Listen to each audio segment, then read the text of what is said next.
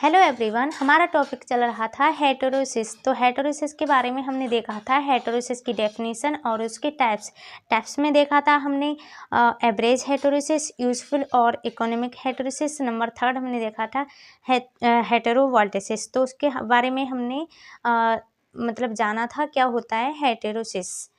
तो आगे देखते हैं एक्सप्रेशन ऑफ हेटेरोसिस। लक्षणों के आधार पर हेटेरोसिस कितने टाइप्स के होते हैं। तो नंबर 1 है क्वांटिटेटिव एक्सप्रेशन, मतलब जिसको मापा जा सके, जैसे कि हाई यील्ड सीड की यील्ड हो गई, या फिर फ्रूट कितने आ रहे हैं। कोई भी मतलब फ्रूट प्लांट है तो उसमें फ्रूट की कितनी यील्ड हो रही है। एंड उसकी जो सिल्क वाले पौधे हैं जिससे सिल्क प्राप्त होता है, तो सिल्क फॉर्म के दौरान कितनी अमाउंट ऑफ सिल्क मिल रही है। तो ये तो हो गया अमाउंट, मतलब क्वांटिटेटिव, जिसको हम माप सकते हैं। तो क्वांटिटेटिव एक्सप्रेशन हो गया। और नंबर 2 है फिजियोलॉजिकल में जो हमें मतलब दिखता है प्लांट पे, जैसे कि डिजीज हो गया, डिजीज इंसेक्ट रेजिस्टेंस। तो जो प्रोजनी हमें प्राप्त होती है वो डिजीज और इंसेक्ट रेजिस्टेंस प्रोजनी हम प्राप्त करते हैं हेटेरोसिस के द्वारा। इसके बाद है वो टॉलरेंट होना चाहिए, अपने पेरेंट्स की अपेक्षा अधिक टॉलरेंट होना चाहिए। प्रोजनी जो होती है वो अधिक टॉलरेंट होती है एनवायरनमेंट के प्रति। और इसके अलावा होता है वो ईयरली फ्लावरिंग एंड रिप्रोडक्टिबिलिटी।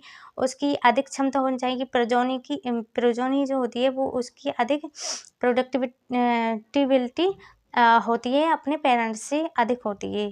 ठीक है, प्रजनन क्षमता उसकी अधिक होती है अपने पेरेंट्स की अपेक्षा।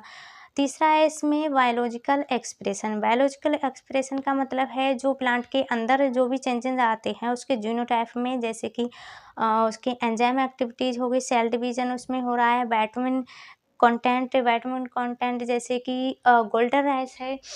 तो गोल्डन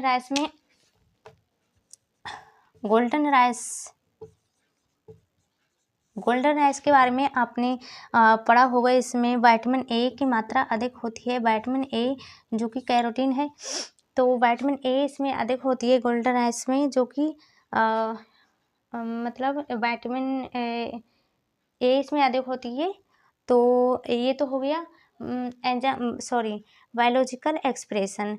तो आगे देखते हैं, एक सवाल देखते हैं हेटेरोसिस के ऊपर। हाँ, ये देख लेते हैं अचीवमेंट ऑफ हेटेरोसिस, मतलब हेटेरोसिस के द्वारा कौन कौन सी वेराइटीज़ निकाली गई हैं। तो इसमें है बाजरा की वैरायटी है, HB1 है, MBH 110 है, कॉटन में भी है 12 लक्ष्मी। मेज की बहुत सारी वैरायटी निकाली गई हैं, जवाहर है, विकास है, मल्लिका है, और इसमें ब्रिंजल की विजय वैरायटी है।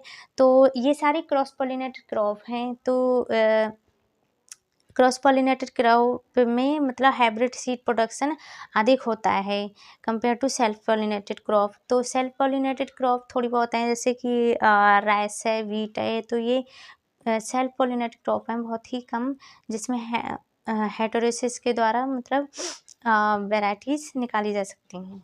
ठीक है, आगे देखते हैं एक सवाल हेटेरोसिस का।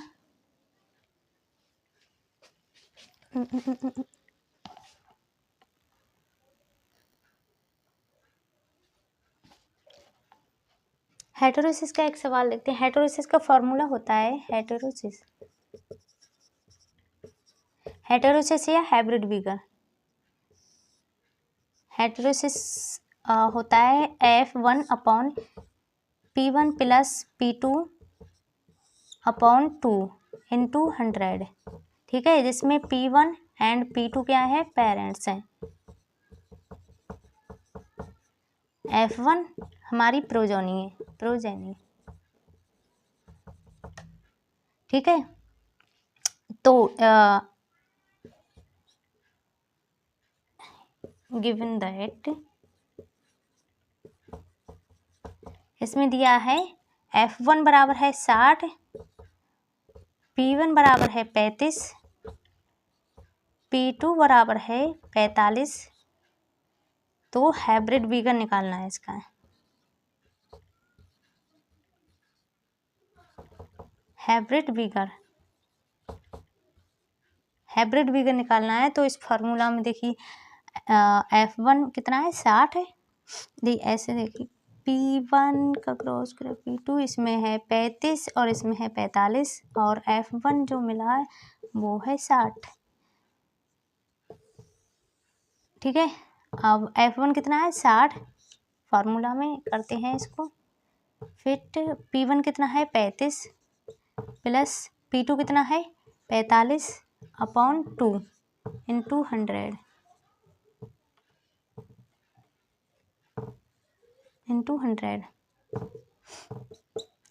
60 अपॉन ये कितना हुआ 80 अपॉन 2 इंटू 100। 60 अपॉन ये कितना हो गया 40 अपॉन 100 कट गया। ये मल्टीप्लाई की 600 अपॉन 4, इसको कट किया कितना आया इतना परसेंट या कुंटल। तो ये प्रोजेनी जो ही प्रोजेनी वो अपने पेरेंट्स से अधिक सुपीरियर आई, ठीक है, निकल के। तो ये 150% या कुंटल 150 कुंटल ये अधिक सुपीरियर है अपने पेरेंट्स की अपेक्षा। तो ये तो हुआ हेटेरोसिस का एक सवाल। एक सवाल देते हैं इसमें P2 की यील्ड है 25 एंड P2 की यील्ड है 35 एंड इसमें F1 है 40। इसमें हाइब्रिड बीगर निकालना है, हाइब्रिड बीगर।